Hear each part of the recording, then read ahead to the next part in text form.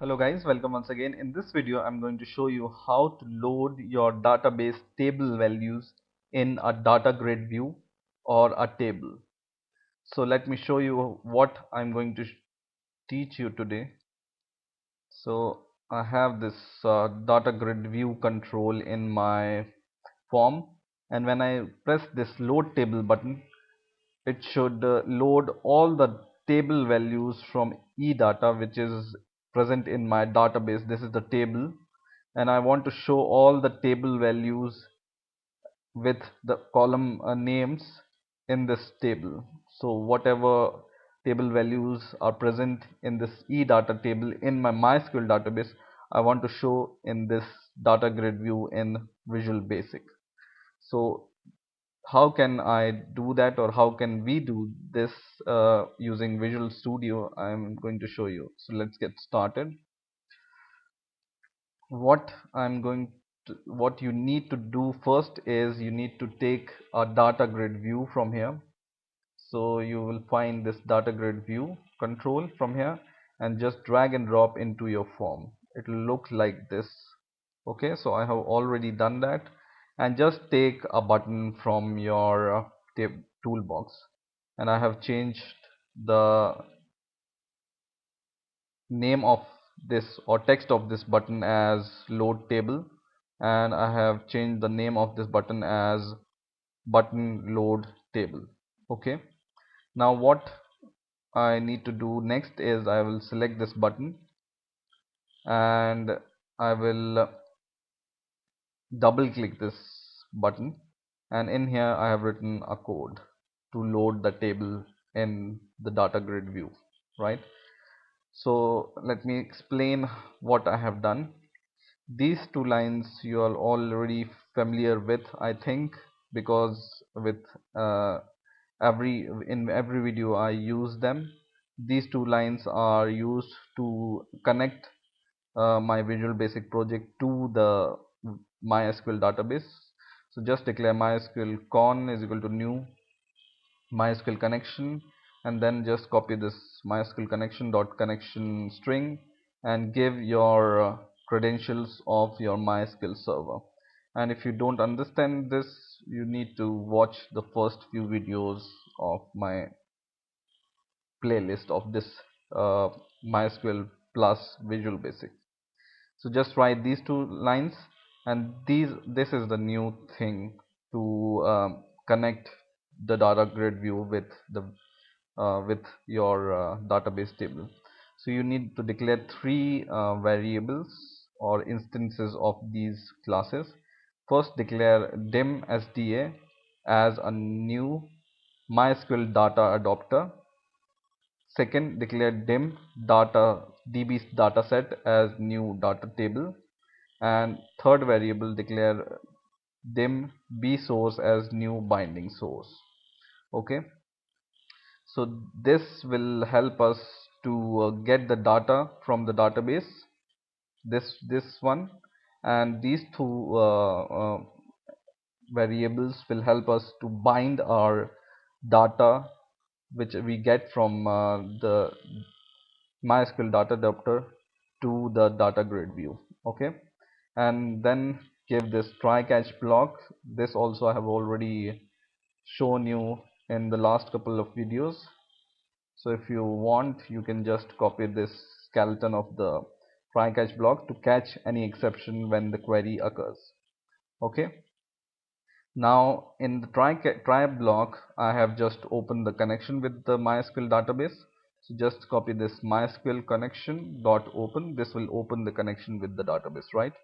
And in here I have declared a string variable called query. This query will contain the query which you want to perform in the database, right? So just write this: select star from your database name dot your table name. My database name is database and my table name is eData. So that's what here I have written: select star from database dot eData, and then just copy this command variable which I have declared above. I have already shown you in the last video that you need to declare these global variables. First is dim MySQL con as MySQL connection, and dim command as MySQL command, right? So just declare these in the global variable. I think you have already have them if you are following these videos. And then write that command variable is equal to new MySQL command, and just pass your query, which is this query, and just pass the MySQL connection, which is this one. So just pass two argument in this MySQL command function. One is this query and second is MySQL connection, right? Then take this SDA, which is MySQL data adapter variable dot select command. So just write SDA dot select command is equal to command. So this will perform your query, right? And then in the second line, what we are doing is we are writing SDA dot fill, and in the bracket we are passing this dataset variable. So this line will do is it'll first line is performed, which is this query, and just taking all the values, and then this line will fill all the values which are coming from this query to this data set, right?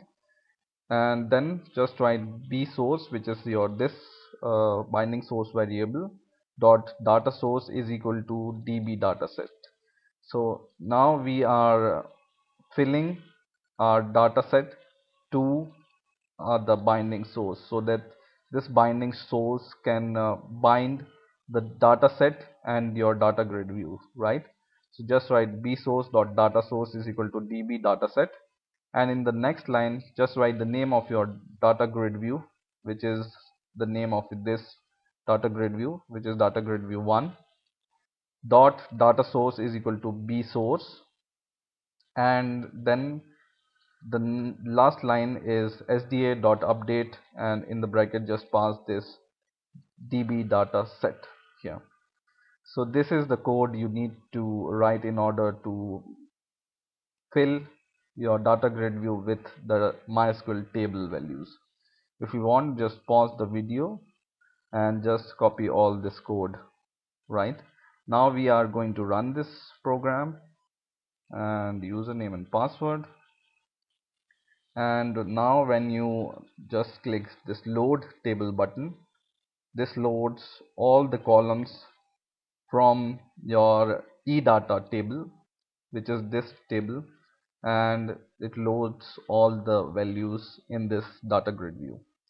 Now suppose you don't want all the values, you just want some of the columns. For example, you want the column, let's say EID, name, surname and age. These four columns you need only, and you don't want to show all this username and password and other columns in the data grid view.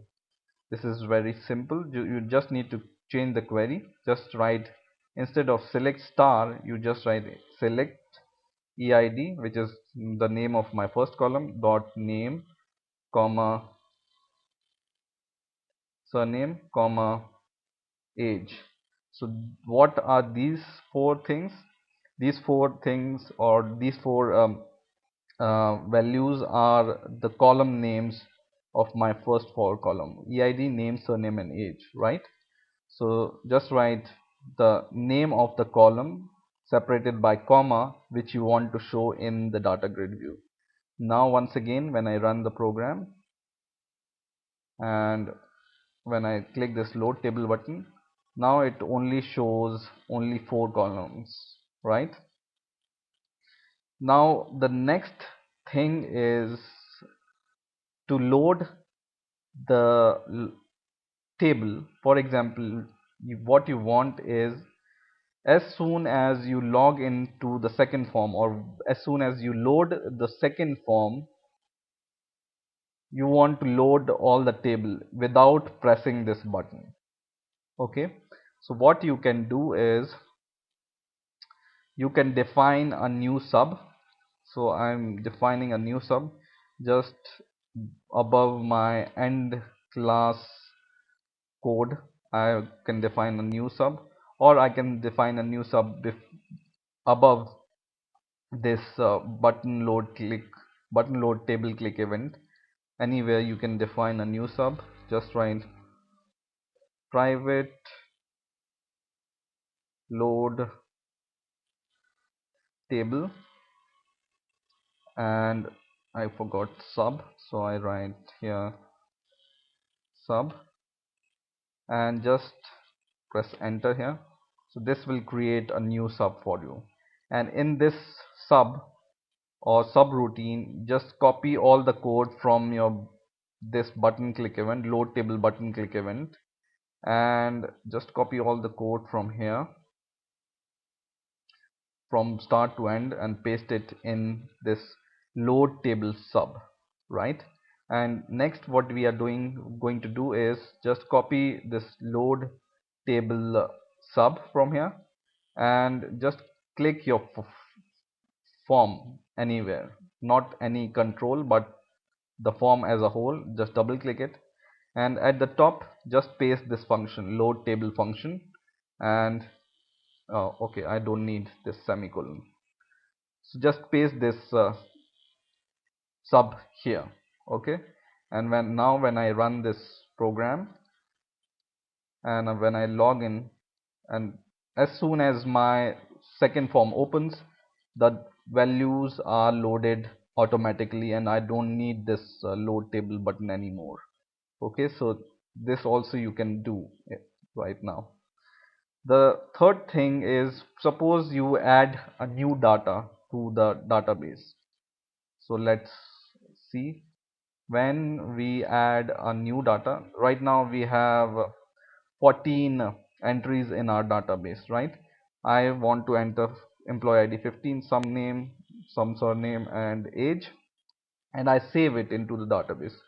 I save the data is saved, but you see here this table is not updated when I enter the 15th employee ID, and this will or this employee entry will come here when you click this load table button.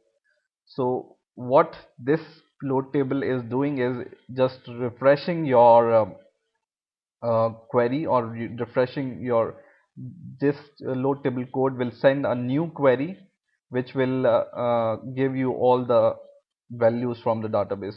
So this load table is also working as a refresh button for your code.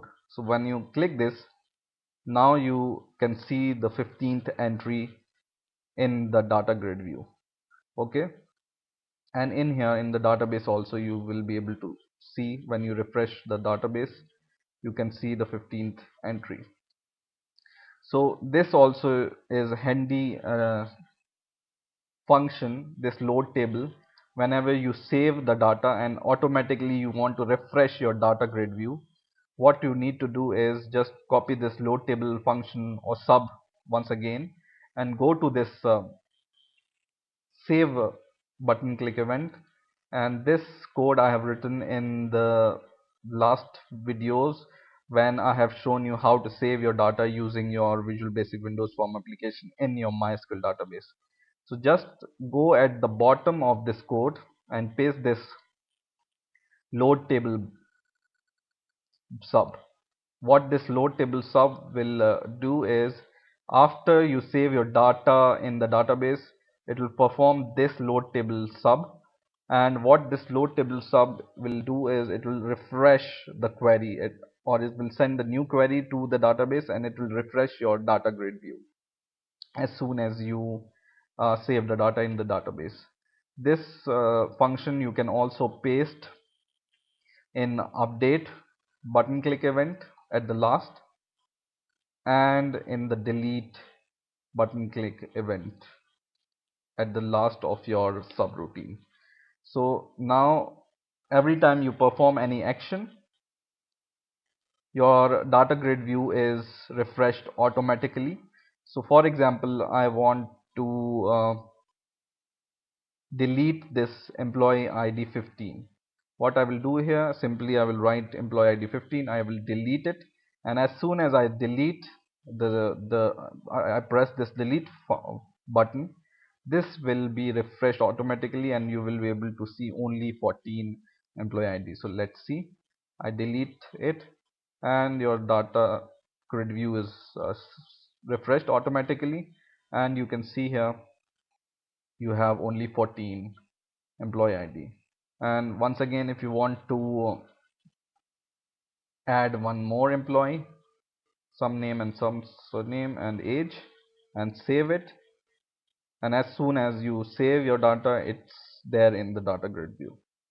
So in this way you can load your data grid view using your Visual Basic Windows Form application from the table in the MySQL table. I hope you have enjoyed this video. Please rate, comment and subscribe, and bye for now.